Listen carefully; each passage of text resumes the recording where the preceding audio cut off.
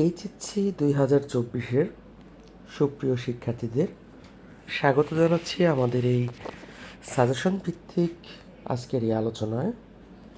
তো আমি তোমাদের পদার্থবিজ্ঞান প্রথম ও দ্বিতীয় পত্রের যে বিষয়গুলো অধিক গুরুত্ব দিয়ে পড়া উচিত সেগুলো সম্পর্কে এখন আলোকপাত করব।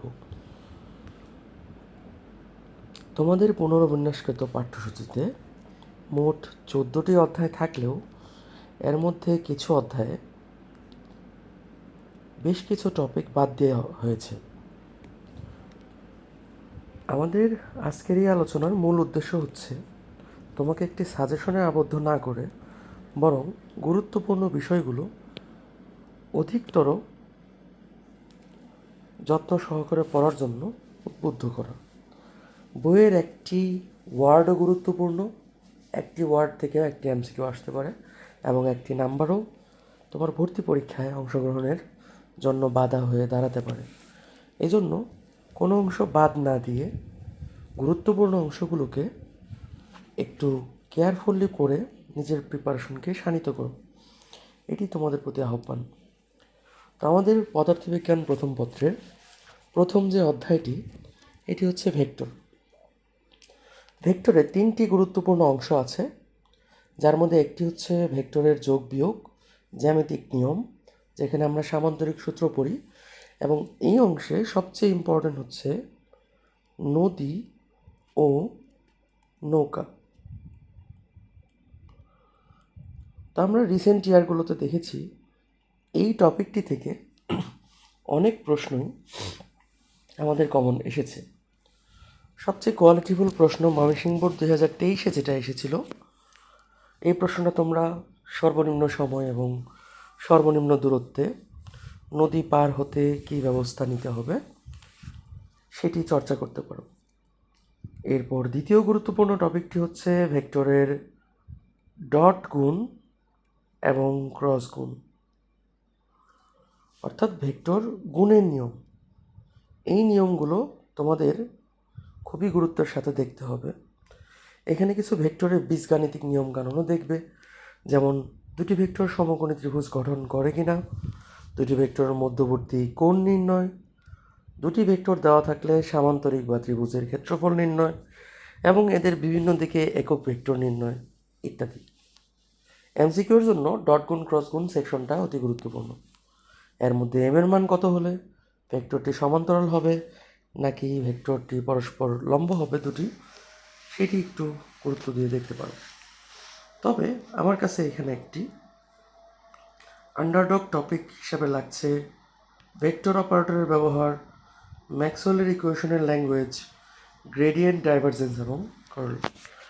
তোমরা অবশ্যই এই সেকশনটাকে খুবই গুরুত্ব সহকারে পড়বে ইসাক স্যারের বই থেকে।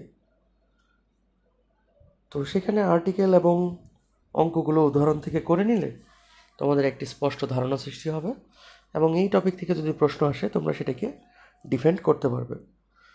আরেকটি ছোট টপিকের কথা না বললেই নয়, বৃষ্টি ও ছাতা এই সম্পর্কে অনেক জটিল প্রশ্ন ইদানিং বোর্ডগুলোতে আসছে।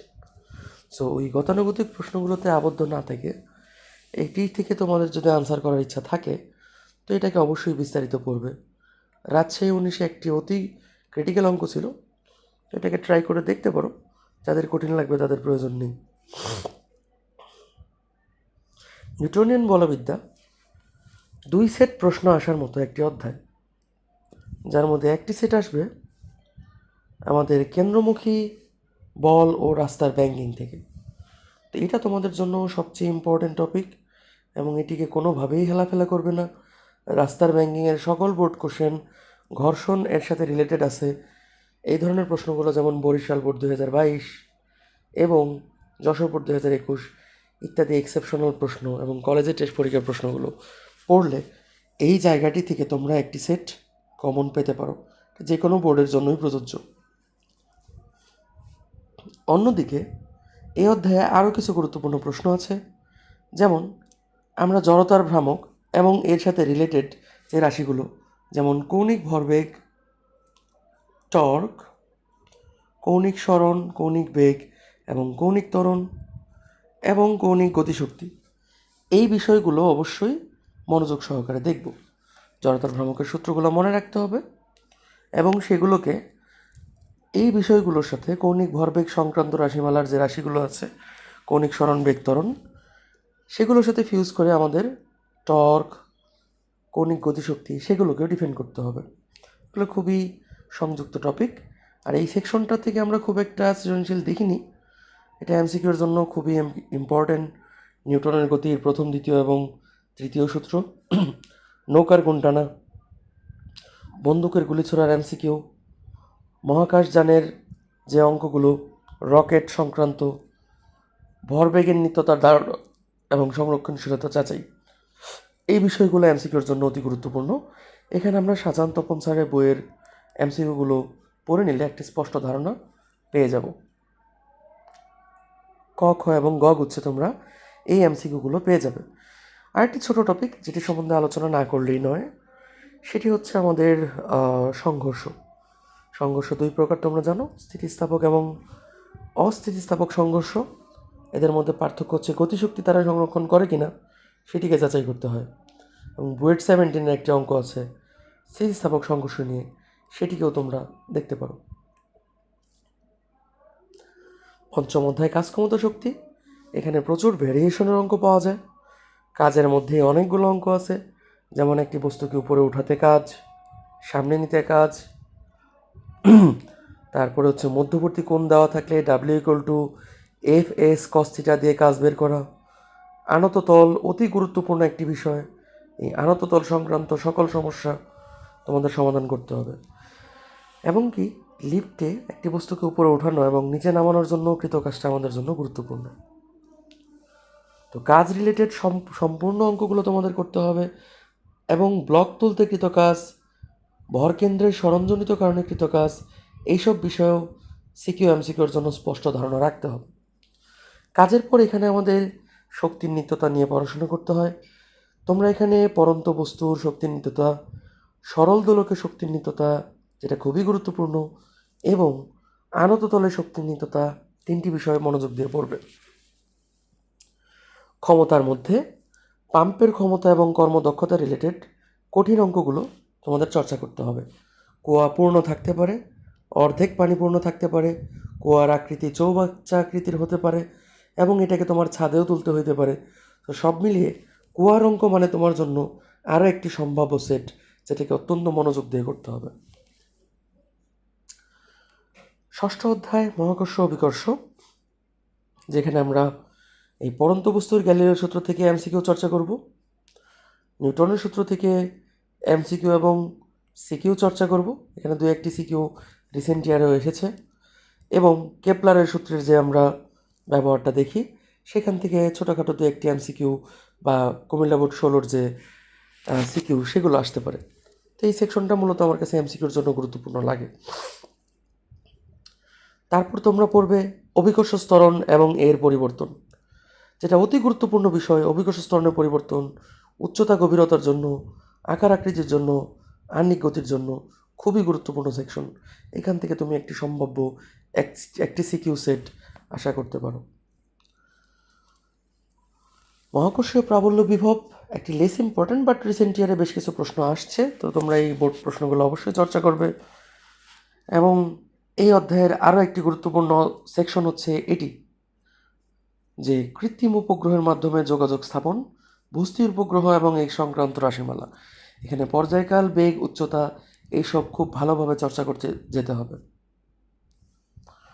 সপ্তম অধ্যায়ের সবচেয়ে গুরুত্বপূর্ণ অংশ হচ্ছে ইয়ং গুণাঙ্ক, যেটা আমরা এখানে দেখতে পাচ্ছি।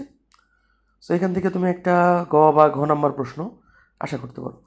এবং অধ্যায়ের প্রথম যে এই অংশটা, এখান থেকে তুমি এমসিকিউ আশা করতে পারো, 2-3টা এমসিকিউ থাকতে পারে এখান থেকে। দেন এখান থেকে জ্ঞান এবং অনুধাবনমূলক প্রশ্ন থাকবে, ক খ এর জন্য এটা ইম্পর্ট্যান্ট। এবং ফাইনালি পয়সন অনুপাত নামক ছোট একটি টপিক, যেটা তোমাদের জন্য অত্যন্ত গুরুত্বপূর্ণ। আমরা রিসেন্ট ইয়ারে আয়তন গুণাঙ্ক বা কৃন্তন গুণাঙ্ক থেকে খুব একটা প্রশ্ন দেখিনি, তবে এখানে বুয়েটের এক্সপ্রেশনগুলো চর্চা করলে তোমাদের দক্ষতা বৃদ্ধি পাবে। পর্যায়বৃত্ত গতিতে এটি অনেক কঠিন একটি অধ্যায়, এবং এই সম্বন্ধে তোমাদের একটি সাউন্ড ধারণা না থাকলে এখান থেকে তোমরা হয়তো সিকিউ এমসিকিউ কনফিডেন্টের সাথে আনসার করতে পারবে না, কনফিডেন্সের সাথে।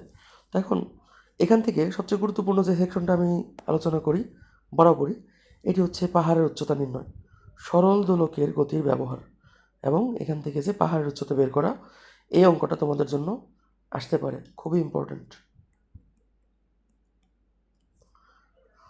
এবং পর্যায়বৃত্ত গতি দুই প্রকার, একটি হচ্ছে স্থানিক কালিক, এগুলো হচ্ছে এমসিকিউর জন্য ইম্পর্ট্যান্ট দেখবে।